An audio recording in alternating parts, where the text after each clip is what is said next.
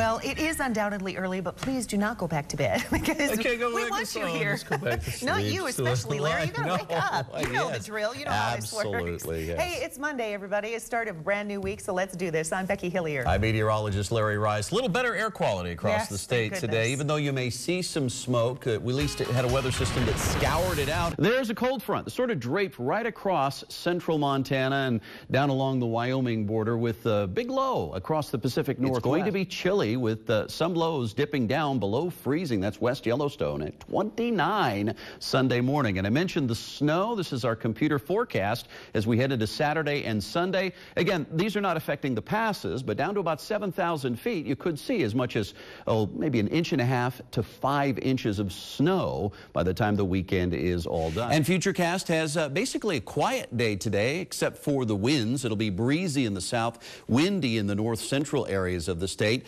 Less smoke to choke on, even though you'll see it, you probably won't smell it as bad. And temperatures will be cooler than average in the 70s to low 80s. Again, wait till you see the cool down coming up as we head toward the Labor Day weekend. That's ahead in this half hour of Wake Up Montana. Megan mentioned the rain in Missoula. Well, yeah, we do have it. It's saturated air, certainly 100% humidity. Good news for the firefighting efforts in western Montana. Nice to see the rain, but you're dealing with cool temperatures heading into this Labor Day holiday. We'll have details on today, tomorrow, and the weekend straight ahead here on Wake Up Montana at 5:38 on your Thursday. Hope you're prepared for the change in the weather that's coming up. There's a pretty potent fall storm right now off the coast of British Columbia. Eventually, that's going to sweep into the state just in time for your Labor Day holiday weekend for cooler temperatures. So if you're planning to be out on the boat or maybe doing some hunting this weekend, of course, hunting season getting started, boy, you're going to have to dress for it. Not that it's going to be bitter Arctic cold. Don't want to scare you. It's not that kind of a system, but it's going to be much different from what you've been used to over the past several weekends. Indoors might be a good thing to do this weekend. Get a little chilly, a little damp, but some people will still brave it because it is Labor Day and you got to go out and enjoy the outdoors. And it's going to be kind of a wet weekend. Let's take a look at how wet it is in Missoula today. Well,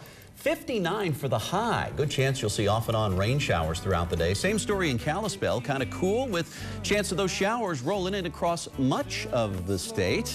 One of the exceptions, Miles City. You'll probably have to wait till tomorrow. It's still going to be a warm 87, but cooler than yesterday's 102. Your 7-day forecast is straight ahead here on Wake Up Montana.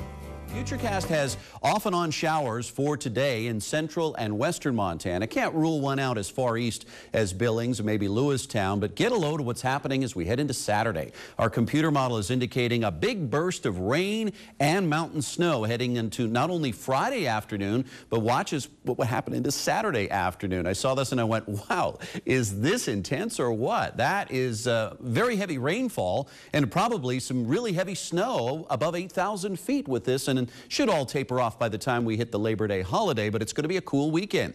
We're looking at 50, 60, 70s, 80s to 90 across the state today, so quite a wide range. Missoula 59 today, low 60s Friday and Saturday, rebounding to 73 Labor Day and low to mid 70s for Tuesday and Wednesday. Kalispell in the 60s today, tomorrow, 58 on Friday, 72 by Labor Day, and it looks like we'll see sunshine Tuesday and Wednesday. In Great Falls, mid 60s until Saturday when we cool down to near 60. Also some pretty good rain on Sunday before a rebound on Labor Day. Helena, 60s for the next several days, back into the 70s for Tuesday and Wednesday. For Butte, we'll be into the 50s for Friday, Saturday, Sunday. Labor Day on Monday, 64 degrees. For Bozeman, 76 today, down to 59 on Sunday. Rebounds to 66 for Labor Day, 72 by Wednesday. Cody, 83 today, 70s for Friday, Saturday, low 60s on Sunday, but the sun will return early next week. Sheridan, 91 today, 10 cooler Friday and Saturday, and dropping another 10 on Sunday. Miles City from 102 yesterday to 87 today, down to 70 Sunday and Monday,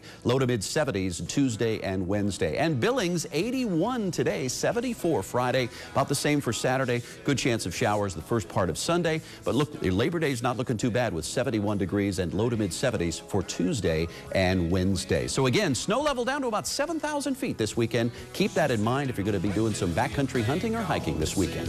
Wish I had a boat. Let's take a look right now outside here in Seattle. Gorgeous sunshine. You can see some clouds off in the distance.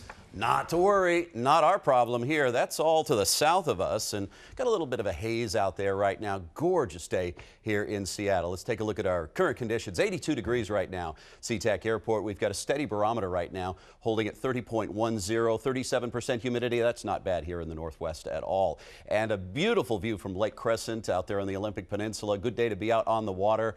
The Narrows, a little bit of a haze out there. Not a problem at all. It is a very warm day, so you get that haze that builds up during the afternoon. Our friends up in Canada at Vancouver, BC, also enjoying a great day out on the water as well. And Lake Wenatchee dealing with some of the smoke, but at least they're not dealing with the extreme heat just yet. That's in the cards for you later on this week. Temperatures across western Washington this hour in the 70s and 80s, 83 in Seattle. We've got 81 Friday Harbor, 77 on the coast at Forks, and our high today, 83 degrees. 1998, we had a record high of 95, so we're above average, but way below what we could be with the kind of heat we've seen around here. We don't have that real strong offshore flow. What we do have is we've got this flow that's coming up around the high pressure system. We're in the sweet spot of the high. That means drier weather, but it also means problems for areas like Oregon, where they have the nation's largest wildfire going. Another problem with thunderstorms down here, and some of that may be sneaking its way into areas of eastern Washington as we head through the next couple of days. As we take a look at this high pressure system, it's going to hold on for a long time, believe me, all week long, and that means we stay dry. We're also going to see this flow of moisture continue up from the south, and that is going to continue the threat of thunderstorms east of us, and we may even see a couple of our mountains. Tonight, 50s. It's going to cool down, good sleeping weather, and then tomorrow warming up again. We're going to see temperatures well into the mid-80s across the metro area. Kent 86, about 82 in Everett. Temperatures in the south up to about 88 Chehalis, close to 90 Kelso. And for the north, well, we'll be a little bit cooler out toward the Strait. Victoria, BC, 73, about 74 at Sequim, 81 for Bellingham. On the coast, again, you're going to see more sunshine than low clouds. Normally you'd get that ocean breeze. Not the case for tomorrow. Another temperature in the 70s for Forks, 75 Ocean Shores. Our forecast around the eastern areas tomorrow, we're going to see 88 for Issaquah. Temperatures east into the mountains with 92 Cle Elum, 101 Wenatchee. Chelan at 101, that freezing level way up there to show you the kind of warmth that we're dealing with. Eastern Washington, it's getting hot, and it will continue to stay hot with triple-digit heat across much of the region. Our extended forecast shows a bit of a cool down as we head toward Wednesday and Thursday with temperatures in the low 80s, but that's still well above average for this time of year. But again, we could see a couple of isolated mountain thunderstorms popping into Tuesday. And the problem with that, guys, is that is usually pretty dry lightning around here and gusty winds. We don't get the rainfall that we had last week. We had all that beneficial rain that helped the firefighters. Not going to happen with this kind of system. We could use that. We absolutely could. And I know it's really hot during the day, but at least it's cool at night. It does, and the lower humidity at night helps as well. Absolutely. All right. Is a ridge of high pressure that'll build in with some warmer air, but later this week that storm will make its approach, and we're likely going to see some rain. Strong storms right along the southern flank of this particular cell. There is some rotation in here, and this red box that you see here, that area is a tornado watch. It includes a little portion of Chavez County and Lee County. That tornado watch is in a full day ahead. And yesterday, obviously, we were talking a little bit about the problems of severe weather.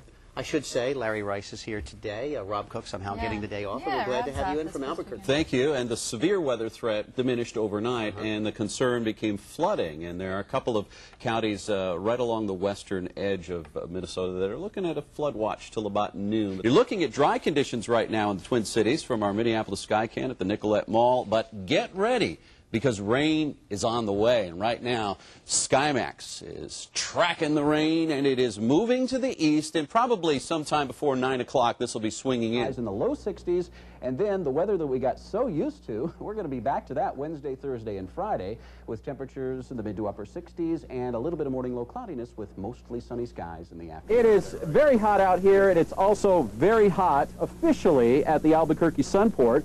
And that's because we've tied our record for this date, as I showed you in the data bank just a few minutes ago. Notice he can talk and flip burgers at the same time without causing bodily harm. It has a history of producing large hail. In fact, some of the Doppler radar hail signatures that I'm seeing on here, hail as large as 3 inches in diameter. This is like bigger than baseballs, folks. We're talking about a huge storm here. When we see that kind of rotation, there's always the possibility we could see some weak tornadoes, and hence the reason for that tornado watch. in that area. Another view on the radar. This is a way we can track the motion of the storm, and what's happened now is the storms are actually moving east-southeast right now, and that's why most of the worst of this weather will be into Lee County within the next hour, and the gust of wind coming from those storms rolling through Santa Rosa kick the winds up to about 25 miles an hour. Why is Albuquerque so popular? It's because of the box effect, and what happens here is when conditions are ideal, we get a north surface wind, carries the balloons as they launch to the south, picks up a south wind in the upper layers of the atmosphere, the balloons start traveling north once again. Pilots let the envelopes cool, and then those balloons come back around, and with the right conditions, it can land back at the field, and that's what's known as the Albuquerque box, and we've seen time after time when that box is in effect, those balloons just hover over the field, and it is a spectacular sight.